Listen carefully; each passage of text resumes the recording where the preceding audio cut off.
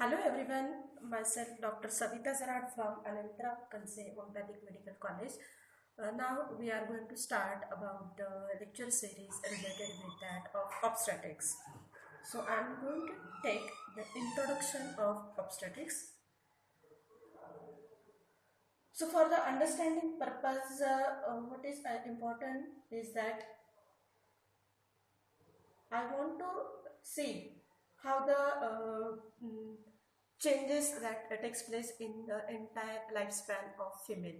If you see the lifespan of any female starting from her birth to the entire life, whatever the normal and abnormal that takes place, we study in the topic that is called as a gynecology, whether it is normal and abnormal. And during that period of entire lifespan, from her 16 years to 45 years, the total lifespan is called as a reproductive life. And that from 16 years to 45 years, she is able to reproduce. And during that period, what happens if ovum and sperm unite together, that is from starting of fertilization till the entire period of 9 months 7 days, or in the language of 40 weeks, or in the language of days it wait to 70 days, if whatever the, and after the delivery, the time that is about some 6 weeks, whatever the normal and abnormal that takes place in the female, what we see in the obstetrics, that is the concept of it. So entire lifespan of any female child starting from her birth to death, reproductive life from 16 to 45 years, and in between period, that is from the fertilization to delivery, and the time after the delivery about 6 weeks. So whatever normal abnormal that we are going to study in the obstetrics. So again, for understanding purpose, we have divided into three parts. That is the before the delivery, during the delivery, and the after the delivery. For delivery, what we use the word natal. So part before the delivery, it is called as antenatal, and the part after the delivery, it is called as postnatal. So for understanding purpose, we have divided into three: antenatal, natal, and the postnatal. And in antenatal, again we are talking about the two. In entire obstetrics, we are talking about the two, that is the mother and the fetus. But in antenatal, we are talking the word, it is mother, embryo, or fetus. Up to the 10 weeks, the product of conception is called as an embryo, and after the 10 weeks, it is called as a fetus. And after the delivery, the name changes. For the fetus, we are using the word neonate. After the delivery, the fetus, after delivery, it is called as a neonate. So what we are going to see it: mother, normal, abnormal, that is before the delivery; embryo or fetus, normal, abnormal; then during the delivery, mother, normal, abnormal; after the delivery, mother, normal, abnormal; neonate, normal, abnormal. So this is just for the understanding of the obstetrics. So what we are going to see now, what is the in antenatal, that is before the delivery, whatever the normal things which should be present, that we are going to study it. So basic things, what is required for it? For that is pregnancy, then what should know? Normal anatomy and the physiology. So what is normal anatomy? The female genital organ. What is female genital organ? Starting from the ovary, fallopian tube, uterus, cervix, and the vagina. So whatever this part, it is should be in the normal position. So what is female genital parts of it, and what is the normal supports of it? So it is supports, again it is divided into three parts: upper part, middle part, lower part, or it is also called as a upper tier, middle tier, and lower tier. Upper tier includes round ligament, broad ligament, while middle tier includes transverse ligament, that is in between here, that is pubocervical ligament, uterocervical ligament, and in lower, as we know that it is the female genital, lower it includes the urogenital diaphragm, levator ani, and the perineal body.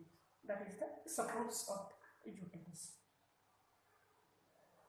Then for obstetric point of view, what is basic we should know it, that is the proper normal shape of the pelvis. So normal shape it should be gynecoid. So this is the shape. So gynecoid shape, if it is abnormal, then it leads to the other problems like that of a CPD, cephalopelvic disproportion. So for this, what should we know it? What are the different types of female pelvis? So it is of 4 types. That is, first one is that is the gynecoid, typical female pelvis. Then second, what we see is the android here. That is the android. In android is the male or funnel shape. See, this is the shape. What is meaning of it? What is the shape of this inner structure? So that is the shape which is responsible for the normal or abnormal, or if it is abnormal leads to the CPD, as I already told you. So android is the male or funnel shaped pelvis with the contracted outlet, while that of anthropoid is long. What you see, this area is long and narrow and oval shape, like egg, oval shape. So that is called as a anthropoid shape. And then the platypelloid is a wide pelvis. If see, this is the wideness is more. Wide pelvis flattened at the brim with the promontory of the sacrum pubis. So this is the promontory of the sacrum pushed forward. That is the characteristics of this platypelloid. So in that, what is normally, this is the gynecoid, which one is responsible for the normal. The otherwise may be due to the CPD. CPD and other factors are also responsible from the fetus also. Then for the fertilization, what is the basic things required? That is the ovum and sperm. And then formation of this ovum and formation of this sperm, that is the gamete. So formation of ovum and formation of sperm is called as a oogenesis, and the spermatogenesis or gametogenesis in general terminology is used. So what we see that in the spermatogenesis, oogenesis, if you see, so spermatogonia is there, then divisions can take place, mitotic division, meiosis II division, and the spermatogenesis, and lastly the spermatozoa are formed. That is multiplication phase, growth phase, maturation phase, and the sperms are formed. And what is oogenesis? Same terminology. If it is the spermatogonia, here is the word oogonia. Then mitotic division, second meiosis first, meiosis second, but meiosis second takes place afterward. Here, that is meiosis second. And what we have? Only one mature ovum. Name, here it is primary spermatocyte, here it is primary oocyte. Secondary spermatocyte, secondary oocyte. And whatever the lastly the female gamete form, that is called as a ovum, and the male gamete form, that is called as a sperm. So what we see in this formation of gamete or ovum, formation of ovum or formation of sperm is called as a gametogenesis, spermatogenesis and oogenesis. So if these are present, then and then only fertilization can take place. So that is formation of it. Then next comes in the fertilization. So where the fertilization takes place. So what is meaning of fertilization, and what happens afterwards? So what is the meaning of fertilization? Where ovum and sperm unites together. Where it takes place? It takes place in the fallopian tube. See, this is ovum, it is released, and the sperms are uniting over here.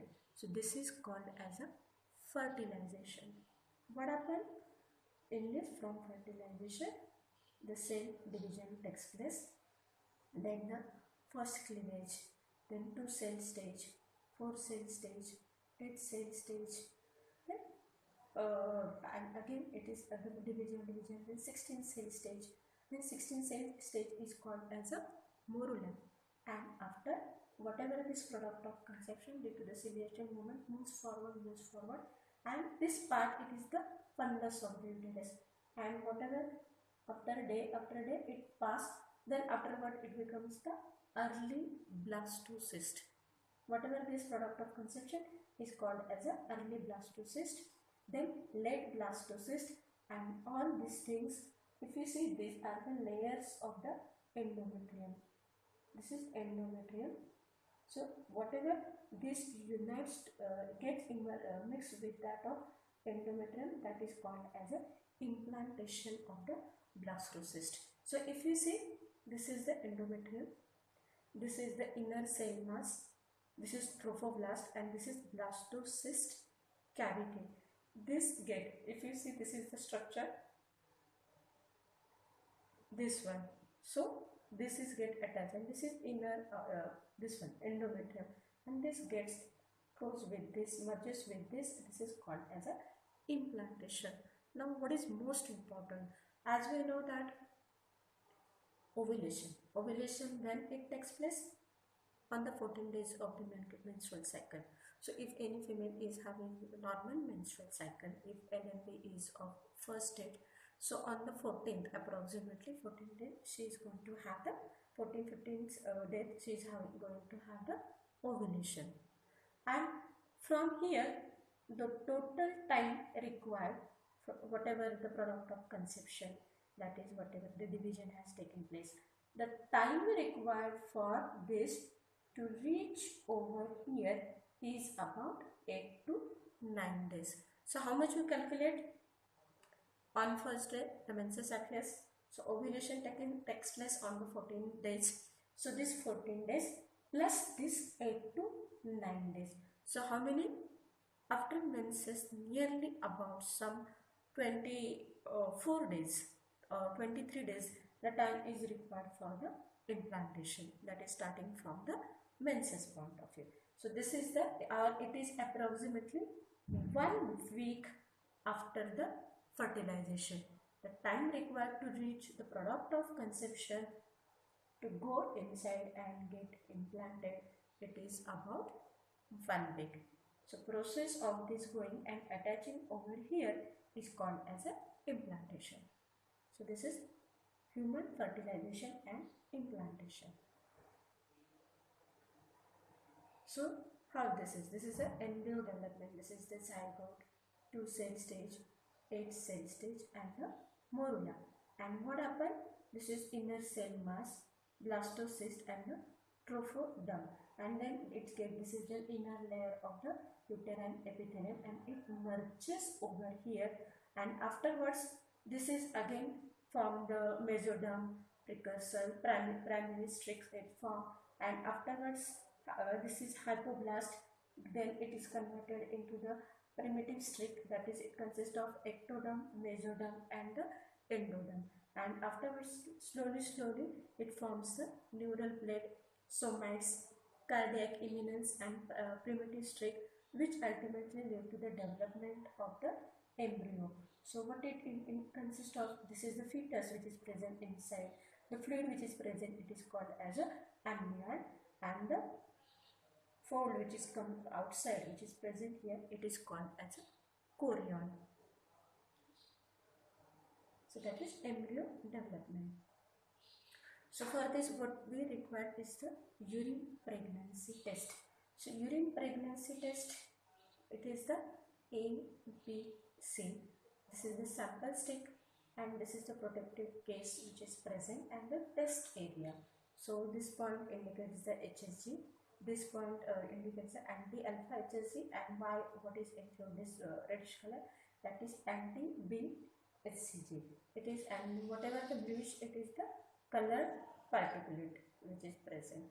So HCG, antisera, and the urine with the HCG. If HCG antibody in antisera neutralizes the HCG urine, and coated, which is latex particles is added and leads to the no agglutination visible, that means there is a pregnancy positive.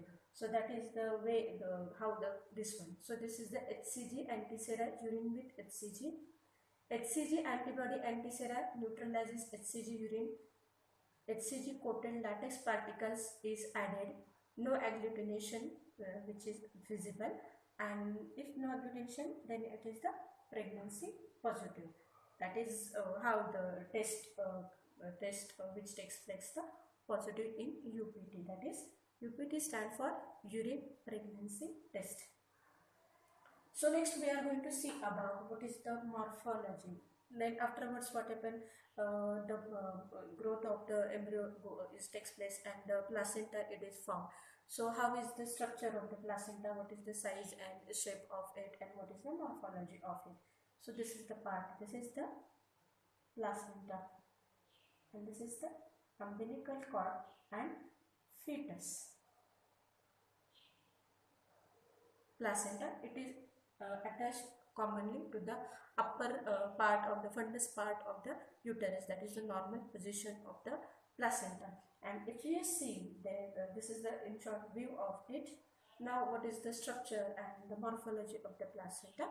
So if you see the morphology point of view, so it is the organ of exchange of materials which takes place between the fetal and the mother and maternal blood. And if you see how is the shape, it is like disc-like shape, and the surfaces it consists of the fetal surfaces and the maternal surface. So in that, if you see this part, it is the maternal surface, and as this is part, it is towards the mother fetus, so it is called as a fetal surface. And whatever the exchange which takes place between the maternal blood and the fetus, that is the in-between structure, that is the placenta. So fetal surface is covered with that of the amnion and fetal blood vessels, and the umbilical cord which is present, it is attached near the center of the surface. So this part from here, the twisted structure started, that is called as the umbilical cord. And what is it? This surface, again from this side, it is the outside, the fluid which is present. So on fetal surface, what we see this fluid, amniotic fluid, and in between structure, that is called as a umbilical cord. It's like a twisted structure, that is, and it is arises from the center part of the placenta. So fetal surface, and the maternal surface shows 15 to 20 rounded elevations, that is called as a cotyledons, and with septa in between. So, and diameter, if you see, it is about some 15 to 20 centimeter diameter, and this one thickness wise or width, what is it is 2.5 to 3 centimeter. So if you see this diameter, it is about some 15 to 20 centimeter, and if you see the thickness, it is about some 2.5 to 3 centimeter. And if you see the weight of this placenta, it is about some 500 gram to 600 gram, that is half kg approximately. And site, what is the position? So it is at normally site at original implantation site, which is upper part of the posterior wall of uterus. If you imagine this is the uterus, so it is the upper part of the posterior wall of the uterus, and if it is attached to the lower, that is the abnormality, that what we are going to into the next part, that is the abnormality. If it is lower, then it is abnormal. If it is upside, it is normal. But if it is dislodged from its original site also, that is also a abnormal. After that, it should not dislodge before the delivery of the fetus, that is also an abnormal thing. Now the question comes in our mind, what is the role of it, what is the function of the placenta, what it does actually. So if we are able to take the oxygen, we are able to release the CO2 naturally outside to the world, but fetus is also require the same thing, but it is not, as it is continuously filled with that of the fluid, and it is not, the respiration has not started it. So whatever the requirement of the fetus, so from where it gets, so all this requirement of the fetus, all his physiological needs, whatever may be, are supplied by the placenta. Or in short, you can think about all the systems which we know in physiology are covered, given by the placenta. So what is it? All the respiratory function, that is what is the oxygen required for the fetus, and CO2 which has to be released, again it is given by the respiratory function. Then whatever the nutrients which are required for the fetus, whatever may be the nutrient, whether it is the water or whether it is the glucose or all these things, whatever the nutrients values which are required are supplied by the placenta. Then whatever the waste products which are present, urea, creat, whatever, this waste products has to remove from the body, and it has done by the placenta. Then production of some enzymes. Placenta also releases the enzyme, that is what have UPT, that is urine pregnancy test, what we have seen it. So that is the HCG hormone that is released by the chorion, HPN. So these hormones, estrogen, progesterone, so these hormones are released by the placenta. So these are the hormones released in production of enzymes, then production of pregnancy associated plasma proteins, then barrier function. So there are some products cannot be passed with that of the placenta. It acts as a barrier function. And endocrine function, that what I already explained, that it produces the hormones, that is the HCG hormone, HPN hormone. Then umbilical cord, as we know that I have seen. So whatever the structure, whatever the product of what we have seen, that is the function which can be done by the placenta. So what is it is sent to the fetus via umbilical cord. So what is umbilical cord? See, this is the structure. How it is? Some jelly sort of which is present, and some twisted structure which is present over here, that is called as a umbilical cord. So what is the morphology of the umbilical cord? So umbilical cord, what is it? Basically, it is the connection between the placenta and the fetus. And lengthwise, if you see it, it is about some 50 to 60 centimeter. See the difference. It is near about too much of long. 50 to 60 centimeter. Diameter is 2 centimeter. And what is important, if there is abnormalities in this length, it can lead to the abnormalities like loop, or then there may be a formation of true knot. So that may be the abnormality. But first we should know what is the normal, that is length 50 to 60 centimeter. Diameter, it is about 2 centimeter in diameter, and shape tortuous and showing false nodes also. And content wise, if you see, so initially there are 2 arteries and 2 veins, but afterwards of 6 weeks there are remaining of only 2 umbilical arteries, 1 umbilical vein embedded in Wharton's jelly. What is it? And surrounded by an amniotic membrane. What is meaning of this? Whatever the structure we are seeing, this is called as a Wharton's jelly. And when the fetus it is inside, the around umbilical cord, amniotic fluid is there. So attachment. So as we know that attachment, it is attached to the fetal surface of the placenta near its center, and the other attachment, it is to the fetal part, abdominal wall, that is which is present. What if you see this diagram? This is the central part of the placenta, and here umbilical, abdominal wall, umbilicus. So this is connection. This is attachment of the umbilical cord. And if you see the function, so it is the contains umbilical vessel that connects the fetus to the placenta, and whatever the nutritional waste products, oxygen, CO2 transport, all these the functions what we are seeing of the placenta. So all the transport system is done by the umbilical cord. It connects the maternal blood with that of the fetus via umbilical cord and the placenta. So that is the function, morphology of the umbilical cord. So next we are going to see about the how the pregnancy carries on. Then amniotic fluid. So what is meaning of amniotic fluid? The fluid, what you see, this is the fluid which is present outside of the embryo or outside of the fetus. As we know that up to the 10 weeks we are using the word embryo, and after 10 weeks to the delivery, whatever the product of conception is called as a fetus, and after delivery it is called as a neonate.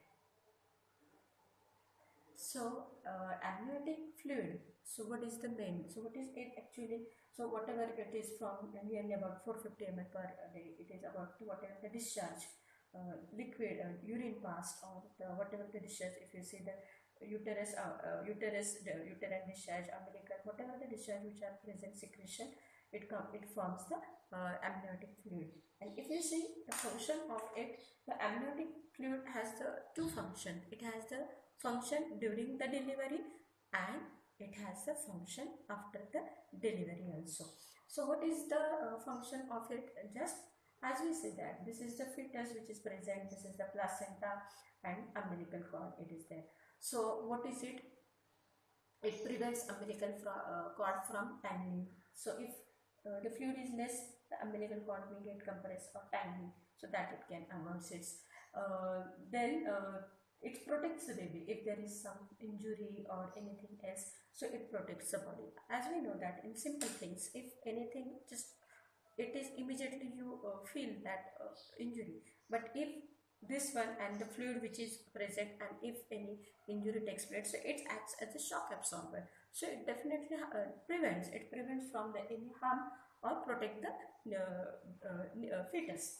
Then it helps for the development of baby, because if whatever the amniotic fluid is there, so there is a free movement of the fetus, and it helpful for the proper development of the fetus.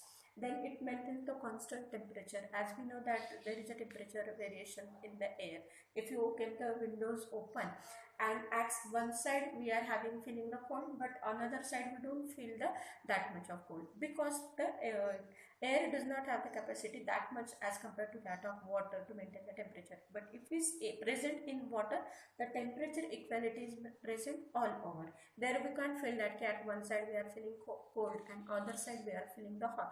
So temperature maintenance regularity, it is present in the constant, and it is constant temperature maintenance is there. Again, whatever this fluid, it is the antibacterial. And what during the delivery, what happens? First fluid goes outside.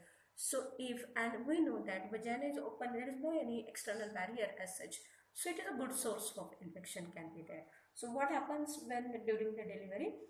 First it goes outside, so it acts as a some sterilizer sort of function. So whatever the bacteria, it gets get destroyed over here, so it acts as an antibacterial. That is one. And second thing, due to the fluid which is present over here, there is a lubrication, and that lubrication is present, so that the delivery of the fetus takes place normally or easily. So it acts as a sterilizer, and again it acts as a lubricant also. So amniotic fluid has both the function during the pregnancy and during the delivery also. Then next, if you get to these are the symptoms. What is placenta? We have seen it. What is meaning of umbilical cord? We have seen it. We have seen what is meaning of amniotic fluid. What is morphology, structure, function, everything we have seen it. Now, what are the basic symptoms which should be there, and signs are also there when you are going to do it. So all these things we are seeing the normal part of the mother during the pregnancy, that is antenatal part. So what we see that is first symptom, first and important symptom, there should be a missed period or amenorrhea should be there. That is the first symptoms. Second, that is what is there, morning sickness is there, or nausea vomiting, that what is, sometimes there is a breast tenderness, then the fatigue is there, and sometimes there is a implantation bleeding is there. And if you do the blood HCG, so detected 7 to 10 days after the missed period, that is 25 MIU per ml and above, and gestational sac. If you do the ultrasonography, visible on ultrasound after 5th week of gestation, you are able to find out. And there are different signs of the pregnancy depending upon the which trimester. Though whatever the pregnancy, it is of 9 months 7 days, so it is not exact. For this we have divided into 3 parts. First, the antenatal, it is divided into 3 terms: first term, second term, and third term. Again, for this terminology, second synonym is early pregnancy, mid pregnancy, and late pregnancy.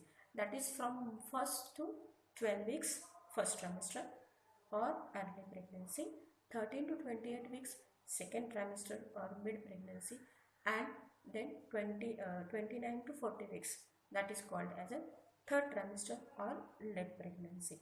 So these are the terminologies which are commonly used during the antenatal care. So that's signs and symptoms, you should know it, so that we have to study in this proper part. Then when the fetus enlarges, Then we have to say about what is the position of the fetus. That is called as a lie of fetus. What do you mean by lie? The lie of fetus, that is what is the axis, long axis of the fetus, correlation of long axis of the fetus with that of long axis of the fetus with that of the mother long axis. So if you see, there are three types of the axis. In this is if you see mother, so this is the mother long axis, so this is called as a longitudinal. And then when it goes straight this side, then this is called as an oblique line. And when it is perpendicular to that of mother long axis, then it is called as a transverse line. So what are how many lines? Longitudinal, oblique line and transverse line. Longitudinal, oblique and transverse line. So this is called as a line of fetus. So commonly about 99% it is of longitudinal line and 1% it is of oblique and transverse line. So again, in that, if it is the head part it is down, then it is cephalic, and if it is bridge part it is down, that is also a longitudinal line. In longitudinal, 99% longitudinal. But where is the head? If head is down, that's cephalic. If head is up and the buttock part is there, then it is called as a bridge. So how much percentage wise? So if you see the percentage wise, 95% it is the cephalic and the 4% it is the bridge. So commonest it is the longitudinal, in that it is the commonest it is the cephalic, it is 95%. So that is the lie of the fetus. So this is the normal position of the baby. So if you see the uterus, then in most full-term pregnancies, the baby is positioned head down or in cephalic presentation in the uterus. So that is part of it. So denominator. What is meaning of denominator? During the delivery, which part comes into the lower part of the uterus, and that is the comparing which segment presentation, and in which segments it is the denominator is the arbitrary bony fixed point which comes in contact with the pelvis. So it is arbitrary bony fixed point. If you see, this is the if you see the inner outline, and in that if we divide it into three parts, that is this side it is the left, this side it is the right, if this side it is the anterior, this side it is the posterior. So out of that, during the delivery, if this bony part comes over here in this quadrant, so if imagine this is the bony part, this is the lower part, it is the sacrum, and if this is the part, so where it is the head of the fetus, it's come in contact. If it is coming anteriorly, then it is called as the anterior part. If it is coming posteriorly, then it is called as a posterior. And on but of this, right or left, and which part, that is related with that of occiput.